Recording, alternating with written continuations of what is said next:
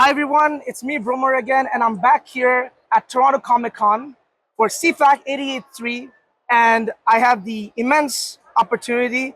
Imagine my surprise when I'm walking down, trying to get interviews in the Artist Alley, and what do I see from the corner of my eye?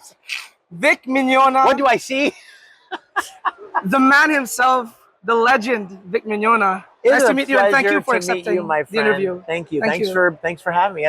It is such a joy and a privilege to be back in Toronto. You know, I used to be a regular at Fan Expo. Oh, and Anime North years back. Yeah.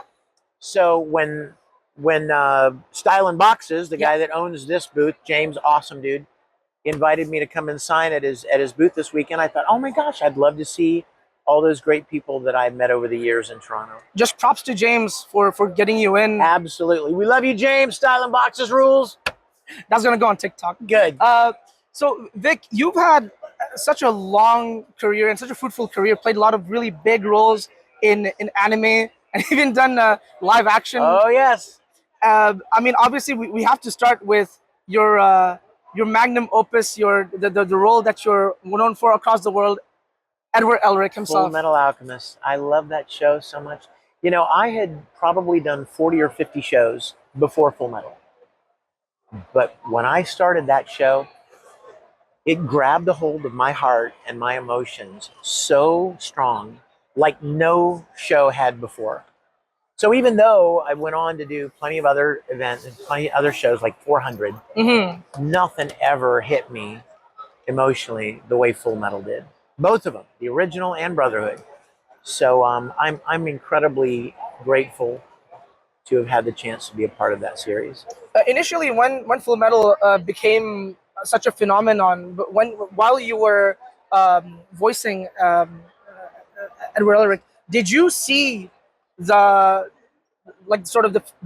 hits coming? Did you think it would become basically, until Freeren passed it recently, would become the most popular anime in basically history and the most famous? Well, I appreciate you saying that, and I'll tell you something funny. There's a funny story about that. I was telling somebody this yesterday. I didn't realize when we started, right when I got cast to play Ed, I didn't realize how many people loved Fullmetal Alchemist. And something really funny happened. Yeah. As I said, I had done at least 40 or 50 other anime series before Fullmetal. But one day, I got an email from a fan, and it said this: "Hey Vic, big fan of your work. I just saw that you got cast as Edward Elric in Fullmetal Alchemist. Don't screw it up." And I was like, uh-oh. I've never gotten that kind of message before. So basically the fans were like, "We love this show. You better do a good job." So I went into it understanding that it had a lot of love behind it, and I put everything I had into giving the best performance of that character that I could. In the show, whether it's the original FMA or FMA Brotherhood, we do follow Edward in his evolution from being a kid who loses everything essentially to becoming like the greatest alchemist ever. How was it for you as a voice actor to follow that journey, Edward's journey throughout that time? It was a beautiful journey. You know, I'm an only child. I don't have any brothers or sisters. But as you know, the entire foundation of Fullmetal Alchemist is the brothers. Their relationship, what they lost, trying to get it back, looking out for each other, defending each other, right? I loved everything about that character, his relationship with his brother. And when the first Fullmetal Alchemist ended, well, it didn't really end, it just stopped. You know what I mean? It had no ending. Yeah, basically. No closure. When it just stopped, I was like, oh my gosh, that's it? Yeah. I had the same. I was kind of bummed. Same feeling, yeah. And then I heard they're making another one, Brotherhood. And my first thought was, oh my gosh, more Fullmetal. I'm so excited. And my second thought was, what if it's not as good? I mean, sequels have a tendency not to be as good as the original. It's not a sequel here; it's a reboot, but Exactly. it's different. But yeah. I didn't know. Mm. You know, it's going to be different animation, a lot of different elements, different music, Four different, seasons. yeah. Mm-hmm. So it could very well not be as good as the original. Well, then I found out that it followed the manga. Yeah. Which I felt was a really good sign because even during the first Full Metal, fans would come and say, I love Fullmetal Alchemist. Have you read the manga? I'm like, no. And they said, well, the manga's awesome. So when I heard that it was going to follow the manga, I thought, well, Brotherhood's going to be great because the fans have been telling me for years how great the manga is. So, I mean, I loved Brotherhood, especially because it actually had some closure at the end and, you know, tied things up nicely, the relationships, Winry, and all of it. I just loved it. Loved every minute of it. When I talked to you earlier at your table, I mentioned that my sister's like the biggest Sonic fan. Yes. I'm actually part of the, I'm like an affiliate of the Sonic Society of Canada. Really? And they every year they do like big events in Anime North, and like they organize like a Sonic themed events. And this year they'll have their own room, I believe, and they asked me to help out with their Jeopardy and program. And my sister does Congratulations. like That's awesome. thank you. And my sister does, shout out to the society. But my sister does the Sonic panel in Otaku-san in Montreal. I remember Otaku-thon. Yeah, and obviously one of your biggest roles, Omega. Sonic fans will love you forever because of this. Yes, love Omega. How was it playing Omega, Vic? That was great. You know, there are a handful of animes that have transcended anime. Yeah. Dragon Ball, Pokemon, Digimon, Yu-Gi-Oh!, Beyblades. Like, there are a handful that before anime became so mainstream, these certain handful of animes got on television and they kind of brought anime into the public eye more. I think Sonic is one of those. So it's iconic. And when they asked me to audition for this Sonic video game, and then I ended up getting cast, I was so thrilled because to be a part of Sonic, that's what a privilege, you know? Omega's character is a bit different from like basically any other character you've played, and like he's a robot. Like how was it like preparing for his role? How did you like sort of how does one get into the skin of a robot? Well, this doesn't work. You can't say this anymore because robots and AI and stuff, that the speech is so natural. But back then, you know, when you think of a robot, you think of a machine. And in many ways, a machine has kind of stilted speech, like he doesn't talk as smoothly and organically as a biological human would. You can't say that anymore because a lot of them, you know, you don't even know you're talking to an AI. They've mastered the subtleties of human communication and human speech. But back then, you have to think in terms of, you know, I'm trying to emulate a human. Well, that's not really like what a human talks like, but you're trying. So that was kind of the theme of playing Omega, was trying to sound human, but he's still a robot. Yeah, Omega is like the sort of third member of the gun trio, which is Rouge and Shadow and Omega. Yes. How do you feel like as someone who's played the character, like what do you think the dynamic is? Because a lot of people have like difficulty. There's a lot of fan art, fan fiction about like Rouge. I mean, we're in Shadow mostly, but like Rouge, Shadow, and Omega. As someone who's played Omega, how do you feel about his relationship with Rouge and Shadow as part of Gun? You know what? That's a great question, and it brings up an opportunity for me to share something that a lot of people may not know. When we record video games, anime series, we record alone, which means you're not really working with other actors. They're not there. So any interactions are purely created by putting all the files together. Like you would go in one week and you'd record Shadow, and I would go in the next week. Hey there. Yeah. You would go in one week and record Shadow, and I would go in the next week and record Omega. And then the producers would put the things together, right? So it sounds like we're talking to each other, but in reality, we were. Let him go. Hey there. No, Bretter, Broly. Even better than Trunks. Come on. Broly. Oh, I knew your DBZ. I just couldn't remember.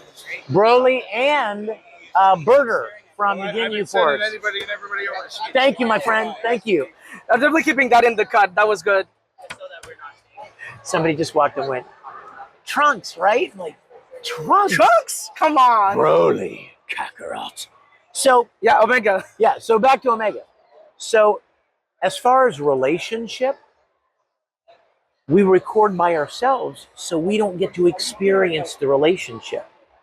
The relationship is created by putting these pieces together of the separate recordings they do with the actors.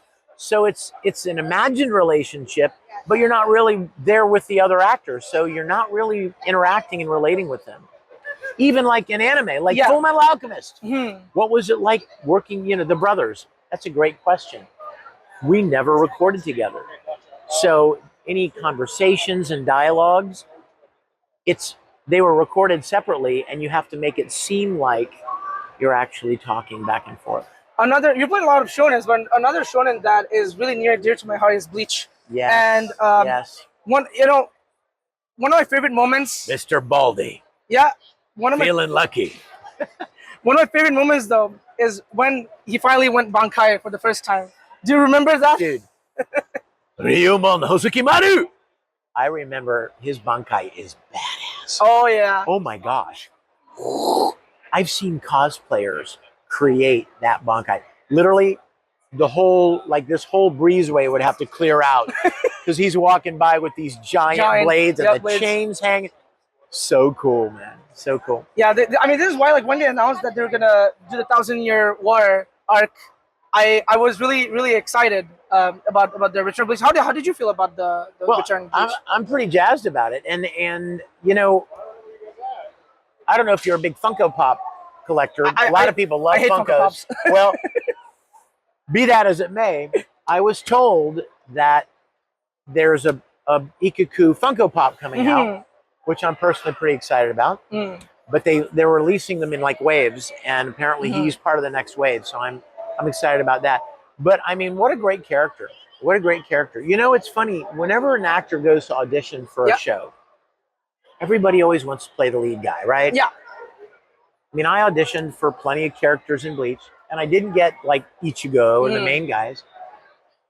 But what I've learned throughout my career is some of the best characters are the secondary characters. Yeah. They're the supporting characters. They're not always the main character. I've experienced that in a lot of shows. Soul Eater, Full Metal Panic. I played these side characters that were so much more fun to play. So I'm really glad that I had the privilege to play Ikaku. You also obviously Dragon Ball. We were just talking about that a second ago. Yes. One of the things that sort of surprised me was I was surfing the YouTube looking for the Dragon Ball, all the Dragon Ball openings compilations, and I was surprised to see that you and Sean Schemmel did a duet. No. Or something. No. What was that? Okay, you're talking about Dragon Ball Kai. Yes, Kai. Yeah. Mysteries abound, men of a deep energy, foes all around, but I will go fearless and free. Yeah. Okay, so here's the scoop. Yeah. What happened? I don't know. I will tell you what happened. Straight first person. All right. Funimation hired me to sing the theme song. I was originally officially, they asked me to do the theme song. Yeah.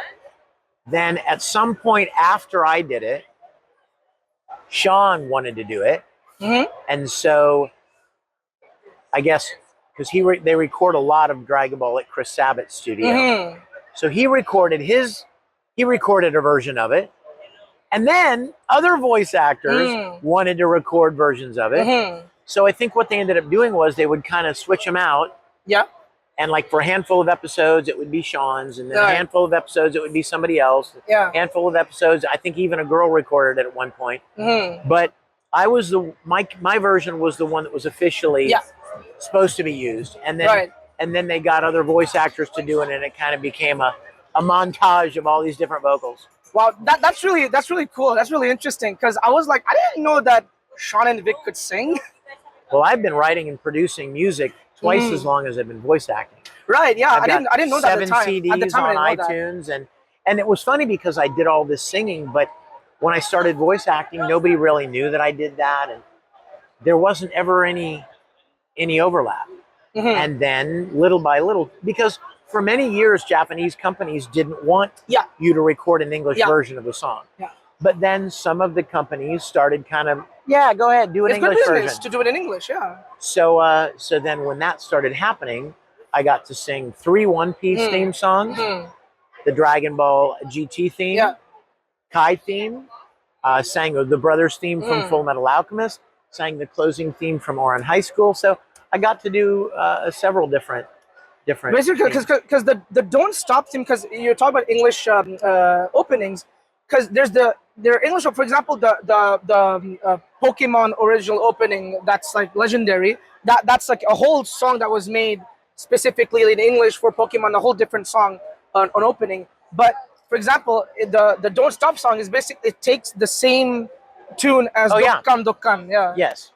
In fact, anytime we're able or allowed, I should say, to record a version in English, we have to adapt the lyric to fit the melody. Because what you do is you may take the Japanese and you translate it, and when you have it in English, it doesn't fit the melody at all. And oftentimes, it takes a lot more Japanese to say the same thing in English. Yeah, it's true. So, like, I'll give you an example. There was a song, Sabo, you look great. Oh, wow. Wow, perfect. Give me 1 sec, if you would. You're talking about Japanese and English songs, yeah? There is a theme song in Uran High by School. this character. Yeah. And there is a line. This is what the melody is. Ba ba ba ba da da da da da ba da da da da da da da da. Now you saw how long that was, right? Here's the English translation for that line. Yeah.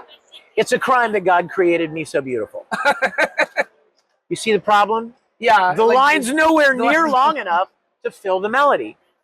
So when you adapted it, this is what it became. What a crime, such a beautiful crime, that God would make a star as bright as I. Oh, that's amazing. That's amazing. So it says the same thing, but you have to flesh it out to make it fill the melody. And that's what they had to do with all of the lyrics. I mean, Dragon Ball, One Piece, all of them. I'm curious how you feel about Naruto, though, because that's another show that's run for a long time. I've seen a little. Oh yeah, and I've done several characters in Naruto. Yeah, and Naruto, it's one anime that's I've watched since my early childhood. And after that, with Shippuden, when I went to high school, it was Naruto Shippuden that played on TV, and every week I remember me and the guys would talk about what happened that week in that episode. So it's like as if you and the other voice actors, you're part of our conversations as well. How was your experience just voicing all these characters? Naruto was a wonderful experience, and I'll tell you why. Because there are so many characters, they actually ran out of voice actors. Oh my God! I'm serious. I didn't know that. I did like 6 characters in this show. Holy! Now, on the picture, there are only 3. 3, yeah. But they had so many characters that would just pop up for an episode or 2, and they just needed somebody to do it. It wasn't somebody that was going to be there for long, so it wasn't like a lot of time involved. If you finished recording Obito earlier, like maybe the studio had you booked for 2 hours, and you finished Obito in 90 minutes, and they're like, well, listen, I've got you for another half an hour. Turn over to page 71 and do this guy. His name is Yomi, and let's do him. So they would take the voice actors and plug them into to fill a lot of holes of the smaller characters. So I think we all played tons of characters. It's because I think you did so many big roles and you were part of so many of our childhoods that it genuinely hurt so many of us when in 2019. Very, very disgusting, heartbreaking experience, and I'm very grateful that the fans have been so supportive. But All right. I don't want to. You got. I just want to tell you, have all the fans are in your corner. Thank you. Yeah, but well, I ask you a love question them, about and it. I think they know how much I love and appreciate them, and that's why they continue to come out and appreciate my work, and I'm incredibly grateful for that. Well, we love you, and honestly, as someone who's been a long time fan of you, I wish you success Thank you, in your long, hopefully, what will be a very long career. Well, I've had a long one already. I'm getting old, but grateful for any opportunity. And dude, best of success with your show and everything you're doing, man. Yeah, thank you very much, Vic, and I hope that you will have a really good weekend, and I hope to see you in future events in Montreal. Come to Montreal. We want I would love to get back to like Otaku-thon. Yeah. Write them. Get your friends to write the Hey, listen, staff and request I'm part of Otaku-ton staff. I will talk to them. Get me back, bro. I'd love to get back there. I love that city. Thank you. Well, I love you, Vic, and Thank you, and wish you good luck. Thank you, man. Thanks. Thank you.